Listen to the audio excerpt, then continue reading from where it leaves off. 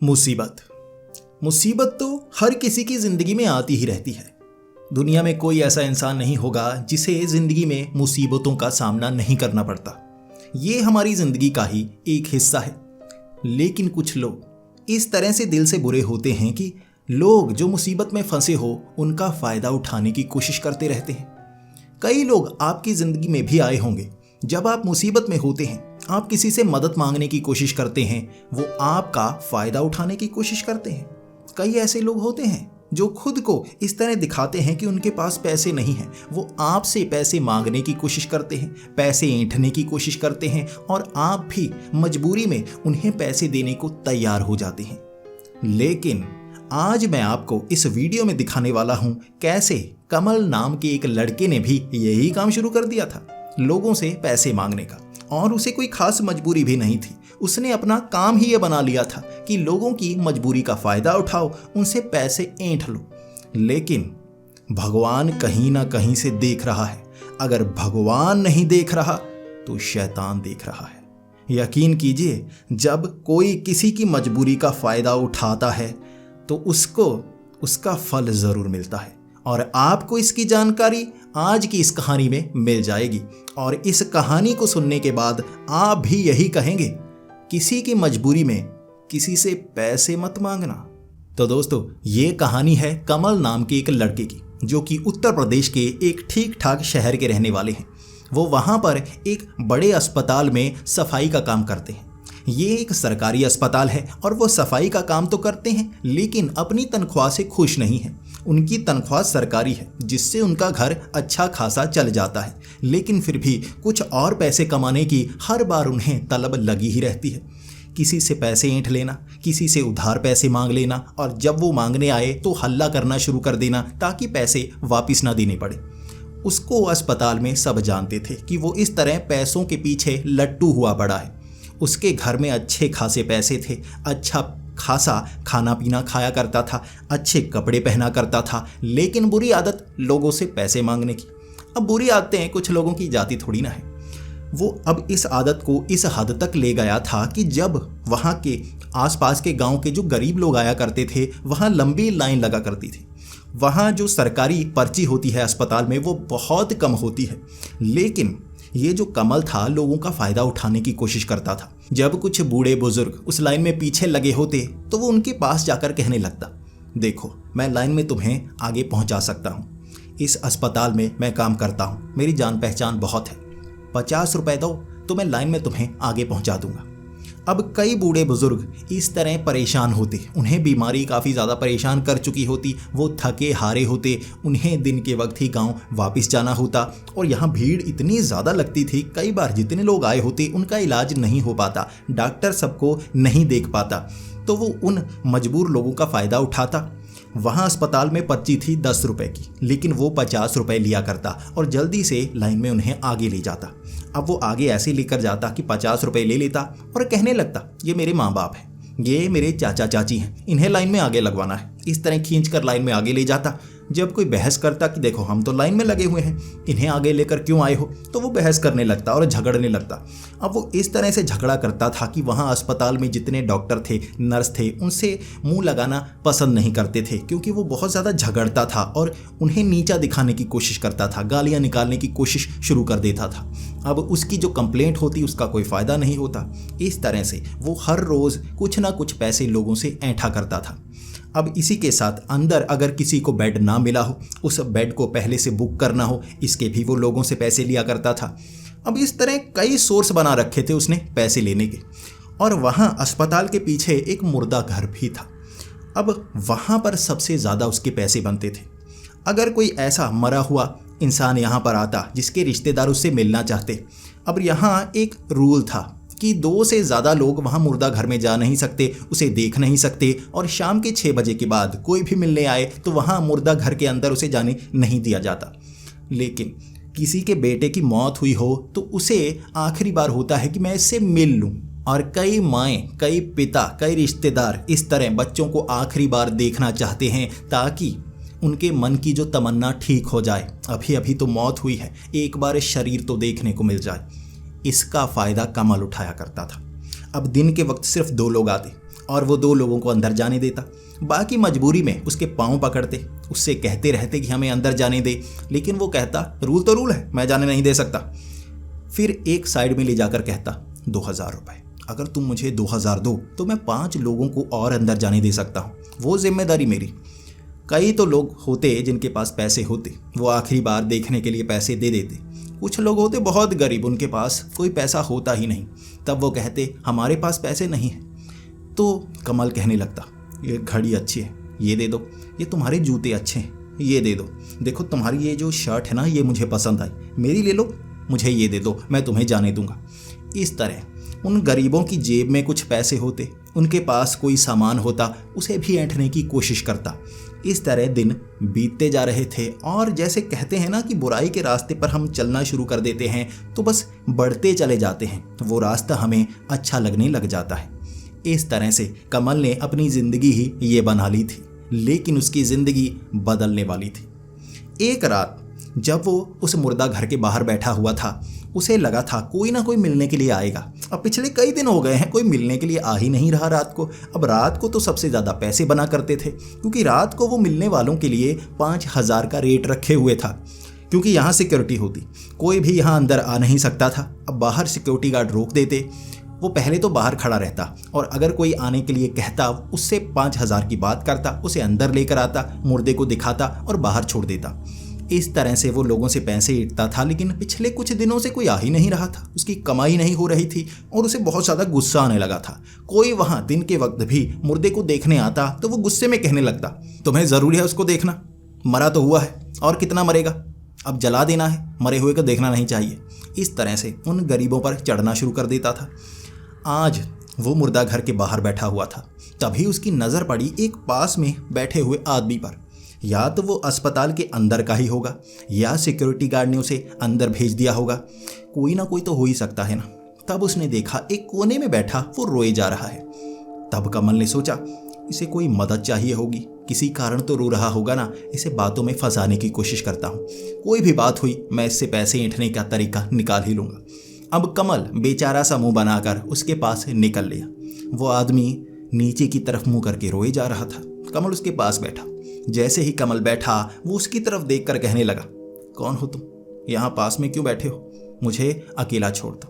तब कमल ने कहा देखो रोने की बात नहीं है, इस तरह रोना नहीं चाहिए, दिल को छोटा नहीं करना चाहिए। कोई भी मुसीबत हो भगवान किसी ना किसी को ज़रूर भेजता है। तुम बताओ तुम्हारी मुसीबत क्या है, क्या कोई बीमारी लगी हुई है, इस मुर्दा घर के पास क्यों बैठे हो, अंदर किसी को देखना चाहते हो, दिन के वक्त किसी ने देखने नहीं दिया। तब वो कमल की आंखों की तरफ देखने लगा और उसकी आंखों से आंसू आने लगे और उसने फिर से अपना चेहरा नीचे की तरफ झुका लिया।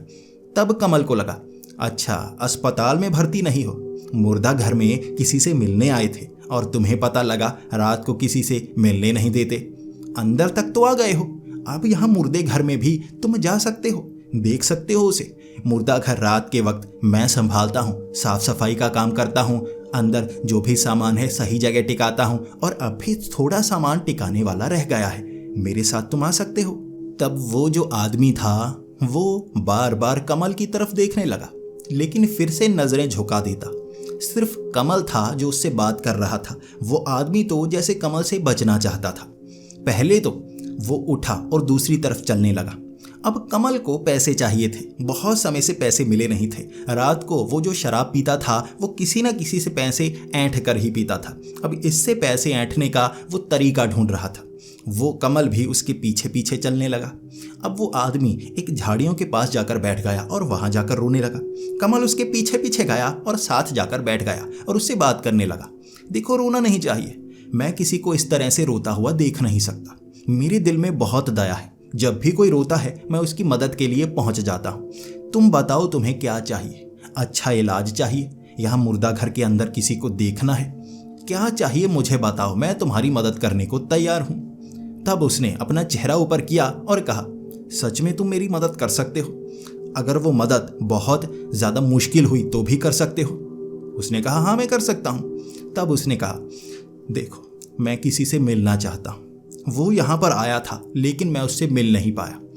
तुम ऐसा करो, ये गांव है, वहाँ गांव में मेरी माँ है, मैं बस माँ से एक बार मिलना चाहता हूँ। अगर तुम मुझे मेरी माँ से मिलवा दो, यहाँ अंदर तक मेरी माँ को ला दो, तो तुम्हारी बहुत मेहरबानी होगी। तब कमल उससे पूछने लगा, ठीक है, ये काम मैं कर सकता हूँ, कोई बड़ा काम थोड़े ना है, छोटा सा काम है। बाइक उठाऊंगा, पास में ही तो ये गांव है, वहां से तुम्हारी माँ को बाइक पर बिठा कर ले आऊंगा, तुमसे मिलवा दूंगा। देख, मदद मैं तेरी करना चाहता हूँ, लेकिन तू तो बता किस वार्ड में है, अंदर कहाँ पर मिलेगा। तब उसने कहा, मैं यहीं पर बैठा हुआ मिलूंगा। तब कमल ने पूछा था, यहाँ पर बैठे हुए मिलोगे, यहाँ अंदर भर्ती नहीं हो? उसने सर हिला दिया, नहीं। तब कमल ने पूछा, अच्छा भर्ती नहीं हो, फिर भी रात को अंदर यहाँ पर घूम रहे हो, क्या तुम्हारा कोई रिश्तेदार वहां पर भर्ती है? उसने फिर से सर हिला दिया। तब कमल को लगा कुछ तो गड़बड़ है, तो कमल ने कहा, यहाँ पर खाना मुफ्त में मिलता है, मुझे लगता है जरूर तुम यहाँ पर छिपकर यहीं कहीं भटक रहे होगे, खाना खा लिया होगा। मैं भी ऊपर जाकर खाना खा आता हूँ जो पेशेंट्स के लिए आता है। शायद तुम किसी से मिलने के लिए आए होगे, यहाँ अच्छा खाना मिला इसीलिए रुक गए। वो आदमी नीचे की तरफ सर झुकाए हुए था और कमल ये सवाल पूछे जा रहा था, क्या इस कारण रुके हो? अंत में उसने भी सर हिला दिया। तो कमल को लगा, अच्छा मुफ्त का खाना खाने के लिए रुके हुए हो, कोई काम नहीं मिल रहा है। कोई बात नहीं, मैं तुम्हारी मदद करने को तैयार हूँ, लेकिन तुम्हें मेरी भी तो मदद करनी होगी। मुझे 2000 रुपये दो, देखो मैं तुम्हारी माँ को यहाँ पर ले आऊँगा, तुमसे मिलवा दूंगा, और तुम्हें भी अगर कोई नशा लगा हुआ है, कोई चीज़ है, यहाँ पर मैं छुड़वा दूंगा, भर्ती करवा दूंगा। तब वो कह रहा था, मेरे पास कोई पैसे नहीं है, देखो मेरी जेबें तो खाली है, अब मेरे पास कुछ नहीं हो सकता। कमल ने कहा, कुछ नहीं हो सकता, चेक तो करो, कुछ तो होगा, चलो 1000 में बात करते हैं, 1000 तो दे सकते हो ना। उसने कहा, मेरे पास कोई पैसे नहीं है, 1 रुपया तक नहीं है। तब कमल थोड़ा सा गुस्से में आने लगा, पैसे नहीं है तो मैं तुम्हारी मदद क्यों करूंगा, मुझे क्या फ़ायदा? अब बाइक चलाने में तेल भी लगता है, तुम्हारी माँ को लेकर आऊँगा, मेरा काम थोड़े ना है, मुझे क्या मिलेगा? ऐसा करो, तुमने गले में लॉकेट पहन रखा है, ये अच्छा लॉकेट लग रहा है, हाँ चांदी का लग रहा है, ये दे सकते हो, मैं इससे काम चला लूँगा। अब वो आदमी उस लॉकेट को हाथ में पकड़कर चेक करने लगा, और इसके बाद वो लॉकेट दिल सा बना हुआ था जिसे खोला जा सकता था। जैसे ही उसने खोला, उसमें लगी तस्वीरों को देखने लगा। अब कमल सामने बैठा था, उसे थोड़ी ना पता था उन तस्वीरों में क्या है। तब उसने पूछा, अच्छा गर्लफ्रेंड है, उसे याद कर रहे हो? बीवी है, उसे याद कर रहे हो? तो उसने कहा, नहीं नहीं, इसमें किसी लड़की की तस्वीर नहीं है, इसमें मेरे पिता की तस्वीर है। 5 साल पहले मेरे पिता की मौत हो चुकी है और यहाँ पर मैं उनकी तस्वीर हमेशा लगाए रखता हूँ। तुम ये मुझसे लेना चाहते हो? ये मैं किसी हालत में भी नहीं दे सकता, ये तो मेरी जिंदगी है, मेरे पिता की मौत के बाद उनकी आखिरी निशानी जिसे हमेशा अपने सीने से लगा कर रखता हूँ। तब कमल को गुस्सा आने लगा था। अब उसके कपड़े भी गंदे पुराने से थे, जिस पर दाग लगे हुए थे, अंधेरे में साफ नजर भी नहीं आ रहा था किस रंग के दाग हैं। उसने जो चप्पल पहनी हुई थी वो भी टूटी हुई थी, अब कपड़े भी अच्छे नहीं, जूती भी टूटी फूटी। अब उसके पास और कोई सामान तक नहीं था, वो किस चीज़ को मांगता? तब उसने कहा, देखो लॉकेट दे सकते हो तो मैं मदद करूंगा, लॉकेट नहीं दोगे तो मैं मदद नहीं करूंगा, मेरा क्या फ़ायदा, भागो यहाँ से। और इसके बाद उसने कहा, ठीक है, मत बुलाओ, मत करो मदद, मुझे अकेला छोड़ दो। तब वहाँ पर कमल को लगा था इसे फंसाकर ऐंठा जा सकता है, इसे बाहर निकलवा दूंगा, ज़रूर ये अंदर कुछ दिनों से रह रहा होगा छिप छिप कर, अगर मैं इसे बाहर निकलवा दूं तो शायद ये मान जाए। तब वहाँ कमल ने उसकी कलाई पकड़ी थी, कलाई पकड़कर कहने लगा था, देखो यहाँ भी नहीं बैठ सकते, अभी सिक्योरिटी गार्ड को बुलाकर लेकर आता हूँ, यहाँ पर छिप कर बैठे हो, ना तो तुम अंदर भर्ती हो, ना किसी के रिश्तेदार हो, यहाँ अस्पताल के अंदर क्या कर रहे हो, तुम्हें पता नहीं है बाहर का कोई अंदर इस तरह रात को रुक नहीं सकता। तब उसने रोते रोते कहा था, अब यहाँ से बाहर कहाँ निकालोगे, यही तो बचा है मेरे लिए आखिरी रास्ता। इसके बाद कमल और ज़्यादा गुस्सा करने लगा। कमल उसे बाहर निकलवाना चाहता था और वो उठने को तैयार नहीं। तब कमल को लगा सिक्योरिटी गार्ड को लेकर आता हूँ। जाने से पहले उसने आखिरी बार पूछा, देखो ये लॉकेट देते हो या नहीं? लॉकेट दे दो, मैं तुम्हें यहाँ रहने दूंगा और इसके बाद तुम्हारे इलाज का खर्च भी मैं खुद ही ठीक करवा दूंगा। यहाँ मुफ्त में इलाज होता है, तुम्हारी पर्ची मैं लगवा दूंगा, अंदर इलाज करवा दूंगा, सब कुछ मुफ्त में हो जाएगा। उसकी नज़र उस लॉकेट पर थी जो चमकीला सा था। उसे लगा था ये लॉकेट किसी तरह से इससे मैं ले लूँगा। वो मना कर रहा था। तो कमल को लगा अब सिक्योरिटी गार्ड को बुलाने का समय आ गया है, तो वो बाहर की तरफ चल पड़ा। वो सीधा सिक्योरिटी गार्ड के पास पहुंचा और कहने लगा, अंदर एक आदमी है जो पीछे झाड़ियों के पास बैठा हुआ है। वो ना तो इलाज करवाने के लिए आया है ना भर्ती है, यहाँ छिप कर बैठा है, शायद पेशेंट्स का खाना खाता है। तब सिक्योरिटी गार्ड ने कहा था, अच्छा तुम्हारे जैसा। कमल को उस पर भी गुस्सा आया था, लेकिन जब उसे काम करवाना होता था बड़े प्यार से बोलता था, जब काम निकल जाता था तब गुस्से में बोलता था। अभी काम करवाना था तो प्यार से बोल रहा था। तो उसने उस सिक्योरिटी गार्ड को लिया और उसे अंदर की तरफ ले जाने लगा। मुर्दा घर के पास पीछे वाले उस गार्डन में वो आदमी बैठा हुआ मिलेगा, उसे पकड़ूंगा और आखिरी बार ट्राई करूंगा, वो लॉकेट दे दे, फिर काम बन जाएगा। जैसे ही वो सिक्योरिटी गार्ड को लेकर उस गार्डन में पहुंचा, वो आदमी गायब, वहां पर वो मौजूद ही नहीं। अब सिक्योरिटी गार्ड को लेकर मुर्दा घर के आसपास इधर उधर वो देखता रहा, लेकिन वो नजर ही नहीं आया।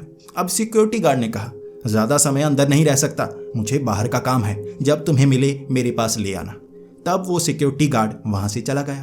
अब कमल को बहुत ज्यादा गुस्सा आ रहा था। उसे उस आदमी पर गुस्सा था, ना तो उससे पैसे मिले ना लॉकेट मिला, ऊपर से ये जो सर खपाई हुई इतनी ज्यादा वो अलग से।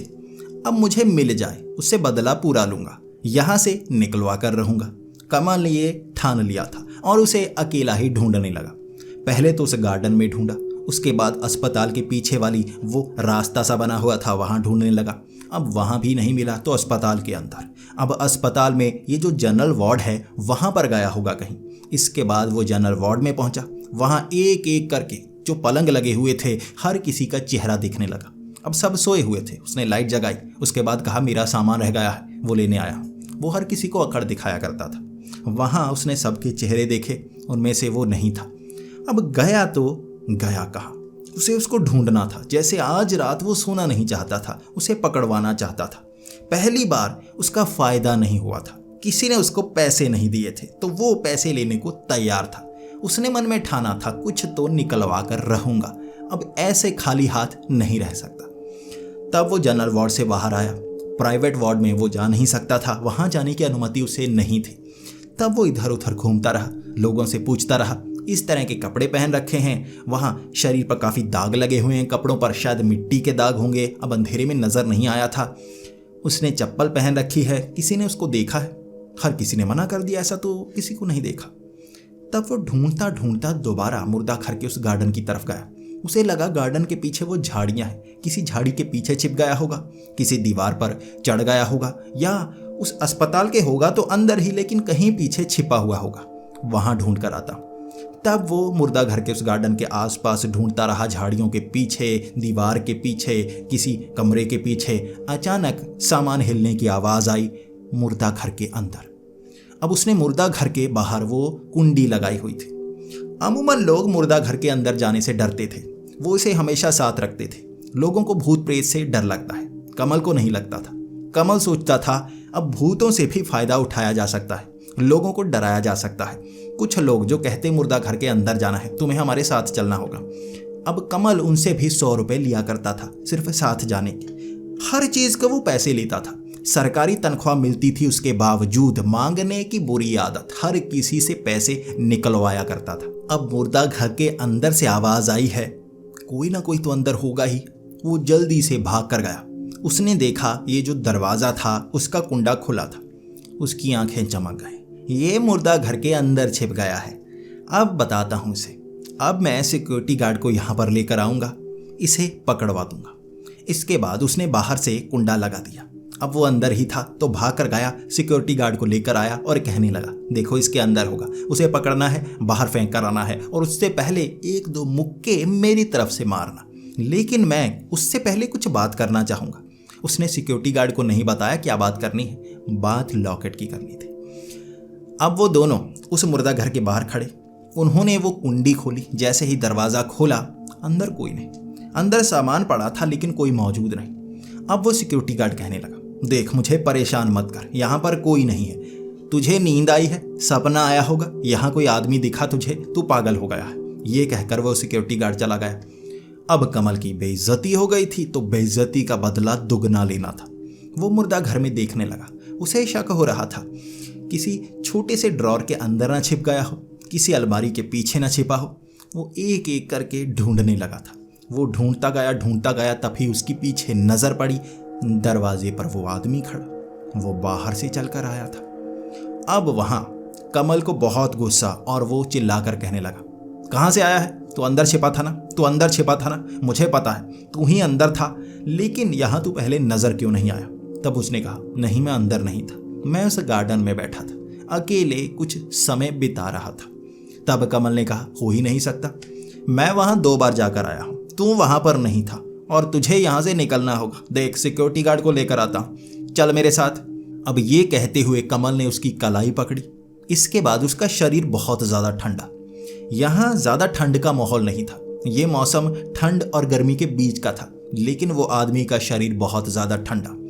तब कमल ने कहा, देख, तुझे ठंड लग रही है, मैं तुझे कहता हूं मेरी बात मान ले। अभी लॉकेट तेरे किस काम का? तेरा बाप तो मर गया, मेरे काम आ जाएगा। मैं अपनी बीवी की तस्वीर लगाऊंगा, अपनी बेटी की तस्वीर लगाऊंगा, ये लॉकेट मेरे काम आ जाएगा। देख, मैं बाद में तुझे कुछ पैसे दे दूंगा। इसका रेट कितना होगा? 3000 होगा ना? मैं ऐसा करता हूं, 15 दिन बाद पक्का तुझे सारे के सारे पैसे दे दूंगा। लॉकेट मुझे दे दे, सारे काम करवा दूंगा। अब कमल किसी तरह से वो लॉकेट लेना चाहता था, लेकिन वो आदमी, नहीं, लॉकेट मेरे पिता का है, ये हमेशा मेरे साथ रहेगा, मैं इसे छोड़ नहीं सकता। इसके बाद कमल उसे खींचता खींचता बाहर ले जाने लगा और बार बार ये कहता रहा, देख लॉकेट दे दे, देख लॉकेट दे दे। वो मान ही नहीं रहा। तब कमल को लगा, अब ये अंदर है, ये रो रहा है, जरूर फंसा हुआ है। अगर मैं इसके गले से लॉकेट खींच भी लूं, उसके अंदर से तस्वीरें निकाल दूं और इससे कहूं ये चोरी करने के लिए आया है, तो आसानी से लॉकेट मेरा हो जाएगा। अब उसने जल्दी से वो लॉकेट खींचने की कोशिश की। जैसे ही गले को हाथ लगाया, अब वो आदमी रो नहीं रहा था, अब वो गुस्से में आने लगा था। जैसे ही उसका पारा बढ़ता गया, उसका शरीर भारी होता गया। अब कमल उसे खींचकर ले जा तक नहीं पा रहा था। ना तो वो चेन जो गले में लॉकेट पहना हुआ था, उसकी चेन टूट रही थी, ना उसे खींचा जा रहा था, वो जम गया था एक तरह से। अब कमल खींचने की कोशिश करता रहा, खींच नहीं रहा तो उसे छोड़ दिया। अब जैसे ही उसने मुड़कर पीछे देखा, वो जो आदमी था उसका चेहरा भयानक सा हो गया था। चेहरे पर बहुत सारे निशान। अब उसकी जो आंखें थी, एक आंख बिल्कुल सही थी, अब एक आंख बाहर की तरफ निकलकर लटकी हुई थी। साफ देखने में लग रहा था ये एक प्रेत है। अब कमल कभी भूतों पर यकीन नहीं करता था, मुर्दा घर में रात को चला जाया करता था। आज पहली बार भूत देखा था तो पैंट में ही मूत गया था। वो वहीं खड़ा कांपे जा रहा, गले से आवाज तक नहीं निकल रही। लेकिन तभी उस आदमी ने झपट्टा मारा और उसकी कलाई पकड़ ली। अब उसने कलाई इतनी जोर से पकड़ी थी, कमल छुड़ा नहीं पा रहा था। वो चीख रहा था। जैसे जैसे वो चीखता रहा, वहां वो सिक्योरिटी गार्ड दूर से भागकर आती रही और वो आदमी कहता रहा, पैसे मत मांगना, दोबारा किसी से पैसे मत मांगना। अब वो काफी गुस्से में था और कमल खींचता रहा हाथ, वो छोड़ नहीं रहा। जैसे ही वो सिक्योरिटी गार्ड करीब आए, उसने हाथ छोड़ा। जैसे ही कमल ने पीछे मुड़कर देखा, वो आदमी गायब। अब कमल चीखे मारता हुआ, रोता हुआ कहने लगा, वो भूत, मैंने वो भूत देखा। अब वो सिक्योरिटी गार्ड समझाते गए, तुम यहाँ खड़े थे, तुम्हारे साथ तो कोई मौजूद नहीं था, अभी तो तुम गिरे हो। कमल कहने लगा, उसने मेरी कलाई पकड़ी थी। अब सिक्योरिटी गार्ड मान नहीं रहे। वैसे भी कोई उस पर यकीन नहीं करता था। रात को वो शराब पी लेता था, शराब में टुन्न रहता था, लोगों से पैसे मांगता रहता था, इसलिए उसकी बनती किसी से नहीं थी, मजबूरियों का फ़ायदा उठाता था। आज वो भूत ने उसको हक्का बक्का कर दिया था। इसके बाद वो सिक्योरिटी गार्ड कहने लगे, पागल हो गया है, भूत नजर आया है, कोई भूत वूत नहीं होता, तू पागल हो चुका है। अब कमल वहां पर गिरा हुआ, हैरान परेशान। सिक्योरिटी गार्ड तो गेट पर चले गए। अब वो ना तो मुर्दा घर जा सकता था अपनी ड्यूटी करने, ना वो बाहर जा सकता था। उसे समझ में नहीं आ रहा था। लेकिन मुर्दा घर के उस गेट पर वो नजर आ रहा था आदमी जो वहां गुस्से में खड़ा था। उसकी आंख अब भी बाहर लटकी हुई थी। अब कमल को पता था ये जो भूत है सिर्फ उसे नजर आ रहा है और उसने जो उसका लॉकेट मांगा है, उससे छीनने की कोशिश की है, वो सजा जरूर देगा। अब उसे देखते ही वो सीधा गेट की तरफ भागा। कह दूंगा मेरी सेहत खराब थी, रात को काम नहीं कर पाया, मैं सीधा सिक्योरिटी गार्ड के पास जाता हूँ। अब वो सिक्योरिटी गार्ड के पास गए। सिक्योरिटी गार्ड 3 थे वहां पर। वो गुस्से में कहने लगे, ये पागल हो गया है, भाग यहाँ से। अब वो कहने लगा, नहीं, देखो भाई, मुझे अपने पास बिठा लो, मैं यहाँ बैठना चाहता हूँ, रात यहाँ निकालना चाहता हूँ। सिक्योरिटी गार्ड ने कहा, ऊपर देख, कैमरे लगे हैं ना, भाग यहाँ से। अगर किसी को पता चला हमने तुझे यहाँ पर बिठाया है, हम फंसेंगे, भाग जा यहाँ से। अब वो मिन्नतें करता रहा, सिक्योरिटी गार्ड नहीं माने। अब सिक्योरिटी गार्ड भी आसानी से मानने वाले नहीं थे, इस पर भरोसा किसी को नहीं था, उसे भगा दिया। अब वो फिर से अंदर, ड्यूटी तो उसे करनी थी, तो उसे लगा मैं अस्पताल के अंदर जाता हूँ, वहाँ मुझे भूत नजर नहीं आएगा। भले ही सब सोए हुए हैं, लेकिन कुछ नर्स इधर उधर पेशेंट को देखने के लिए रात को आती रहती हैं, तो डर कम लगेगा। जैसे ही वो अस्पताल के अंदर, अब अस्पताल में लाइट नहीं जाती थी। इससे पहले ये पहली बार हुआ था कि एक हिस्से की लाइट जैसे खराब हो गई। जहां पर वो गया था वहां अंधेरा हो गया। अब अंधेरे में उसे बहुत ज़्यादा डर लग रहा। उसके पास जो मोबाइल था, उसने जल्दी से वो लाइट जलाई, और जैसे ही लाइट जलाई उसकी कलाई उसी आदमी ने पकड़ ली। फिर से वो चीख रहा और वो आदमी कह रहा, दोबारा किसी से पैसे मत मांगना। अब उसके ये शब्द और कमल चीखे मार रहा। उसने कलाई इतनी जोर से पकड़ी कि कलाई पर निशान बन गए। अब उसके बाद सिर्फ कलाई नहीं पकड़ी, उसने दूसरे हाथ से उसके बाल पकड़ लिए। अब बाल पकड़कर नीचे की तरफ खींच लिया। अब कमल पीछा छुड़ाने के लिए वहां से भाग रहा, वहां से चीखे मार रहा। जैसे ही प्राइवेट वार्ड से एक आदमी बाहर आया, अचानक उसने जैसे कमल को छोड़ दिया। उसने कलाई छोड़ी थी और बाल जो पकड़ रखे थे कमल के, वो कमल ने खुद छुड़वा लिए, कुछ बाल दान करके, क्योंकि उसने अपनी उंगलियों से खींच डाले थे। ऊपर से जैसे थोड़ा गंजा सा हो गया। अब इस तरह वो भागता हुआ उस आदमी के पास गया और कहने लगा, भूत ने मुझे पकड़ लिया था। तब वो आदमी भी थोड़ा डरपोक था और वो हनुमान चालीसा पढ़ने लगा और वो आदमी अपने कमरे में चला गया। अब कमल वहां चीखे मारता अलग अलग जगह पर। कहते हैं ना कि कभी किसी की मजबूरी का फायदा नहीं उठाते। ये कमल था जो हर किसी को परेशान किया करता था। अब वो भूत उसका पीछा कर रहा था, सिर्फ उसे दिख रहा था। जहां वो जाता वहां का बल्ब जैसे खराब हो जाता, अंधेरा सा हो जाता। वो नर्स के पास जाता और कहता, मैं यहाँ बैठ जाऊं, आपसे बातें करता रहूंगा, आज की रात निकाल लूंगा। वो कहती, भाग जा यहाँ से। हर कोई उसे भगा देता, कोई उसको अपने पास बैठने नहीं दे रहा था। हर किसी की मजबूरी का फायदा उठाया था। जब भी कोई यहाँ पर नया आया था, ये खाना लाने के लिए भी अलग से पैसे लेता, उनसे पैसे मांगता रहता, उनकी मजबूरी का फ़ायदा उठाता। अगर कोई पैसे नहीं देता तो ये उसको गालियाँ निकालता, उसे परेशान करता। अब जानबूझकर उधार पैसे लेता, कोई उधार नहीं देता तो गालियाँ निकालता। बार बार कह देता, मेरी माँ बीमार है, पैसे चाहिए। कोई नहीं देता तो उसको गालियाँ निकालता। मजबूरी के देखो तुम मदद भी नहीं करते, जबकि माँ बीमार नहीं होती, इसे खाने पीने के लिए पैसे चाहिए थे। तनख्वाह को वो छेड़ता तक नहीं था, मांग मांग कर काम चलाता था। आदत ही ऐसी थी। लेकिन आज कहते हैं कर्मों का फल बुरा होता है। जो जो उसने कर्म किए थे उसका फल मिल रहा था। कोई उसकी मदद करने को तैयार नहीं, जहां जाता वो भगा देते। वहां पर एक डॉक्टर जो इमरजेंसी वार्ड में था, अब उसे भी उसने परेशान किया था, उसने भी भगा दिया। कोई उसकी मदद करने को तैयार नहीं। हर किसी ने कहा था इसकी कंप्लेंट करेंगे, अब इसे यहाँ से भगा देंगे। इसके बाद अस्पताल से उसे बाहर निकाला। अब मुर्दा घर उसे वापस जाना था और अकेले को जाना था। उसने अपनी ड्यूटी वहीं पर लगाई थी ताकि ज़्यादा पैसे ऐंठ सके। अब वही मुर्दा घर के सामने वो आदमी खड़ा और गुस्से में इशारा कर रहा, आजा। अब कमल करता तो क्या करता, अब वहीं तो जाना था। अब सीधा चलते हुए गया ताकि वो माफ़ी मांग सके। अब भूत से माफ़ी मांगना चाहता था। मुर्दा घर के बाहर उस भूत ने बालों से पकड़कर, कपड़ों से पकड़कर उसे बहुत पीटा। उसके बाद बार बार उसके चेहरे पर निशान बनाए। उसे बहुत दर्द हुआ। फिर से वो भागकर अस्पताल के अंदर आता, अंदर से भगाकर उसे फिर से उस तरफ भेज दिया जाता। वो सिक्योरिटी गार्ड के पास जाता, वहाँ से भगाकर वापस भेज दिया जाता। बार बार मुर्दा घर में उसके साथ यही हो रहा था। पूरी रात यही हुआ। उसके बाद अगली रात फिर से उसके साथ यही सब। वो अब वहाँ काम तक नहीं कर सकता था। वो भगवान से मांग रहा था, मेरा पीछा छोड़ दो।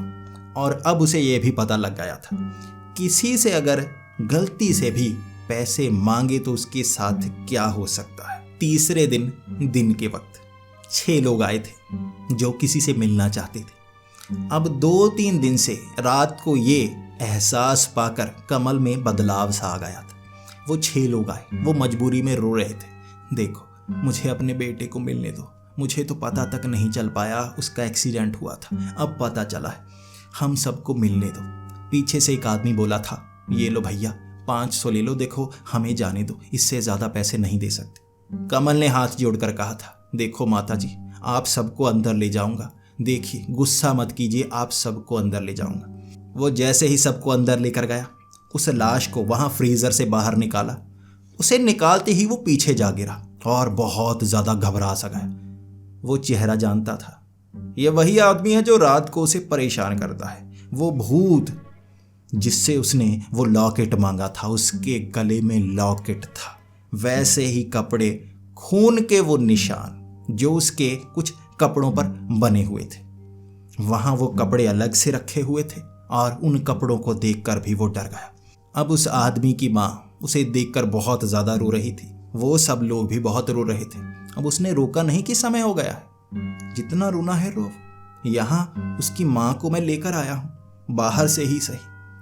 उसे तब जाकर लगा था शायद अब कुछ अच्छा किया है जिसका फल मुझे मिलेगा।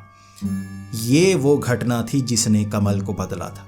वो 3 रातों तक सहता रहा था, उसके बुरे कर्मों की सजा 3 रातों तक मिली थी। तब वहां से उस लाश को निकाला गया और वो भूत उसे नजर नहीं आया, लेकिन वो भूत जाते जाते अपना काम कर गया था। अब उसे किसी से पैसे नहीं मांगने थे, जो पैसे मिल रहे थे उससे काम चलाने लगा। बीच बीच में उसका मन करता, लेकिन ऐसी डरावनी घटना जब दिमाग में आती उसे लगता मुर्दा घर में दोबारा काम करना है। कोई ऐसा भूत दोबारा पीछे पड़ गया तो काम तक न कर पाऊंगा। वो जख्म भरने में उसे 3 महीने लगे थे, तब जाकर उसका स्वभाव बदला था, शरीर बदला था। अब वहां हर कोई उसकी तारीफ ही बहुत करता है कि लोगों की वो मदद ही बहुत करता है, ना पैसे लेता है, बस लोगों की पर्ची भी जल्दी कटवा देता है, सफाई भी अच्छे से करता है और किसी से उधार भी नहीं मांगता। जो उधार लिया हुआ है अब उसे भी लौटाने का काम शुरू कर चुका है। वैसे भी बेफालतू के पैसे किसी से नहीं मांगता, किसी से नहीं ऐंठता। वो बदल गया था और मजबूरियों का फायदा उठाना वो भूल गया था। वो जानता था जो बुरे काम हम करते हैं घूम फिर कर हमारे सामने आ ही जाते हैं। वो तो बच गया। जितने बुरे काम उसने किए थे, जितने लोगों को उसने तंग किया था, सजा बहुत कम मिली थी। हो सकता है भविष्य में वो सजा मिले, इसीलिए अब उसने अच्छे काम शुरू कर दिए थे। कभी ना कभी नियति सामने आएगी, तब वो बताने वाला होगा मैंने ये अच्छे काम भी किए हैं।